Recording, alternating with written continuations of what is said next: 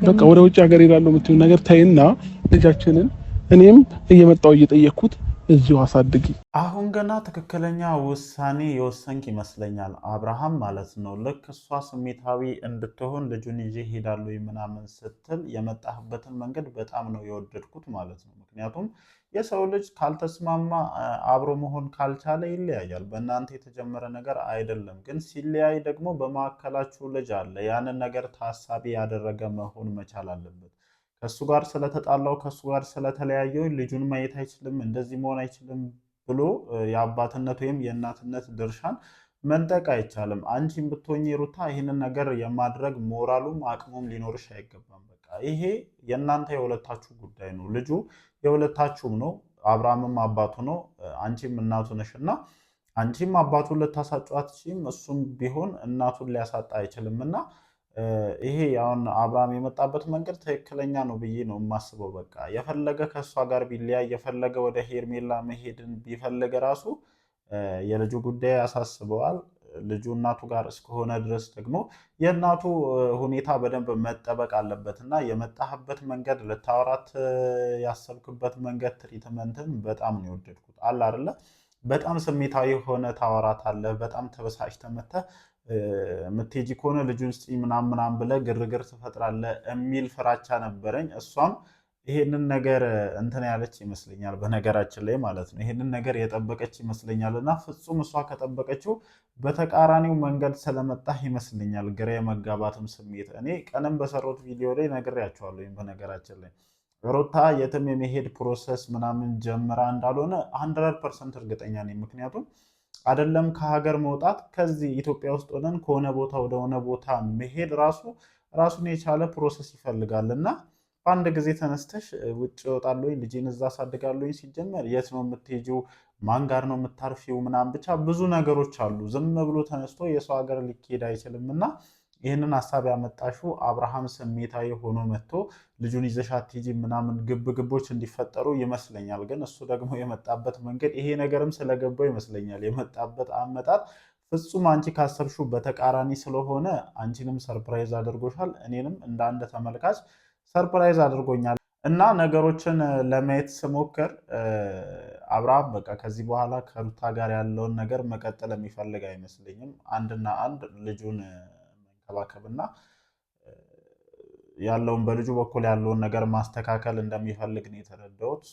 ችግር እንዲገጥመው ስለማይፈልግ ነው። በነገራችን ላይ ከሩታ ጋር ሌላ አተካራ ውስጥ ሌላ ችግር ውስጥ መግባት ስለማይፈልግ ይመስለኛል አሁን ላይ በዚህ መንገድ የመጣው። እኔ ብቻ የመጣበትን መንገድ ወድጄዋለሁኝ። የፈለገ ሰው መስማማት ባይችል መለየት ቢመጣ ብዙ ነገር ቢሆን እንደተማረ ሰው በቃ እናንተን የሚያስተሳስራችሁ እናንተን አንድ ሊያደርጋችሁ የሚችል ልጅ አለ በመካከላችሁ ማለት ነው እና እናንተ በእንደዚህ አይነት መንገድ የምትቀጥሉ ከሆነ አንደኛ ለልጁ ስለሆነ ቦና ጥሩ አይደለም። በዛ ላይ የሚዲያ ሰዎች ናችሁ። ሲያደግ እነዚህን ቪዲዮዎች ማየቱ አይቀርም እና በጣም እዚህ ነገር ላይ ጥንቃቄ ማድረግ መቻል አለባችሁ። ነጥብ አትጣሉ ለማለት ያክል ነው ማለት ነው።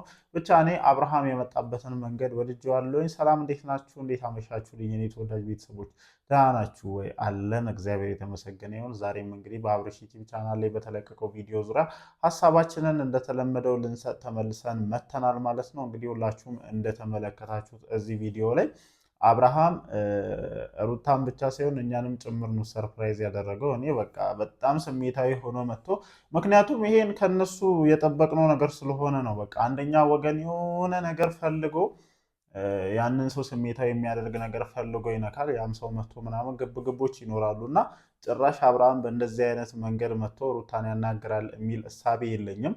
ግን ደግሞ የመጣበት መንገድ በጣም የሚደነቅና አብርሃም በቃ ይሆናል አይደለ ከሆነ አይነት ሙድ በደንብ እየወጣ እንደሆነና እየበሰለ ነው በሚለው ይስተካከል እንደዛ መሆኑን ያሳየ። ምክንያቱም እሷ ትላንትና አስመራበት ነው ልጄን ይዤ እወጣለሁ ልጄን ይዤ እወጣለሁ። ቪዲዮውን መልሳችሁ ካያችሁ ተደጋጋሚነት አለው እና ይሄ ነገር ሆን ተብሎ አብርሽን ለመቀስቀስና ለማነሳሳት እሱ መጥቶ አምቧጓሮችን እንዲፈጥር ለማድረግ የተደረገ ሀሳብ ይመስለኛል። እንዳልኳችሁ እቺ ልጅ በፍጹም ከሀገር የመውጣት እንትኑ ይኖራታል የሚል ሀሳብ የለኝም እንደኔ ማለት ነው። እንዳልኳችሁ ከባድ ነው።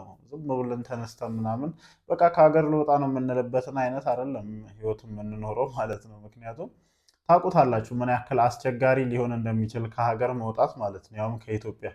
እንዲህ አድርገው ነው የምትይዘው እንዲህ ማለት ነው። እና ይሄ አብርሽን ለማናደድ የተደረገ ነገር እንደሆነ እሱም ስለገባው ይመስለኛል። ግን በነገራችን ላይ በጣም እንትን ባለ ወይ ነው የመጣው። በጣም በቃ እሷም ባልጠበቀችው አይነት መንገድ ነው የመጣው እና ግራ ገብቷታል።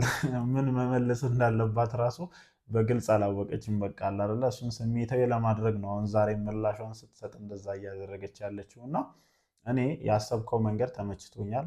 ያው አብራችሁ መቀጠል ካልቻላችሁ መሆን ያለበት መንገድ ይሄ ነው። በቃ አንተም እንደ አባት ልጅህን እየጠየክ ለልጅህ ማድረግ የሚገባውን ነገር እያደረግ፣ እሷም ልጅህ እሷ ጋር እስከሆነ ድረስ የእሷንም ጭምር ሴፍቲ ጠብቀ ነገሮችን ማስተካከል ያለብህን ነገር ማስተካከል አለብህ። ይሄ ደግሞ ግዴታ ነው። በቃ እኔ ከእሷ ጋር ተጣልቻለሁኝ አይመለከተኝም፣ የእሷ ጉዳይ ልጄን ብቻ ነው ምናምን የምፈለገው ማለት አትችልም። ኃላፊነት አለብህ። እንደተማረ ሰው ለመነጋገር የመጣህበትን መንገድ በጣም ወድጀዋለሁኝ። ግን ሩታችን አልተዋጠላትም፣ አልፈለገችውም። በእንደዚህ አይነት መንገድ አይደለም እንድትመጣ የፈለገችው። በቃ ግቦች እንዲኖሩ ፈልጋ ነበረ። ዝም ሲል የተመቻት አልመሰለኝም። ዝም ሲል የተመቻት አልመሰለኝም እና እሷም ባልጠበቀችው መንገድ ነው የመጣኸው። ግን ደግሞ ይሄኛው መንገድ በጣም ትክክለኛ እንደሆነ ነው የሚሰማኝ።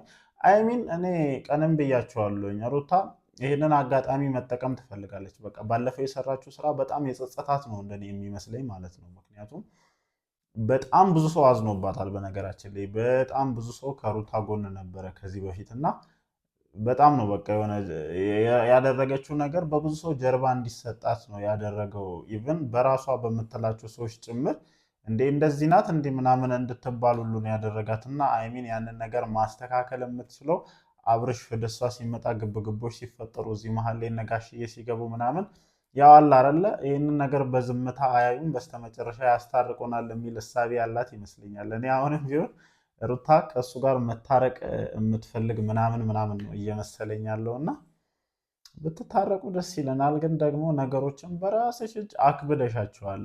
እኔ አሁን በቃ እሱ ራሱ ሼም ይዘው ይመስለኛል። ሁለተኛ ዙር ተመልሶ ወደ አንቺ መምጣት ሼም የሚይዘው ነው የሚመስለኝ። አንደኛ ታውቂያታለሽ ሄርሜላም ማለት ነው በቀላሉ ትለቀዋለች ብለን አናስብም አሁን ላይ ማለት ነው። ምክንያቱም ምን ያክል ዋጋ እንደከፈለች ምን ያክል እሱን በእጇ ለማስገባት እንደተሯሯጠች በደንብ የሚታወቅ ይመስለኛል። እና እሱም አሁን ደፍሮ እሷን ጥሎ ወደ አንቺ ይመጣል የሚል ሀሳብ የለኝም። በቃ ይሆናል አይደለ ወሽመጡን ነው ብጥስ ያደረግሽው እንደዛኛው ልጅ እንደ ወሽመጤና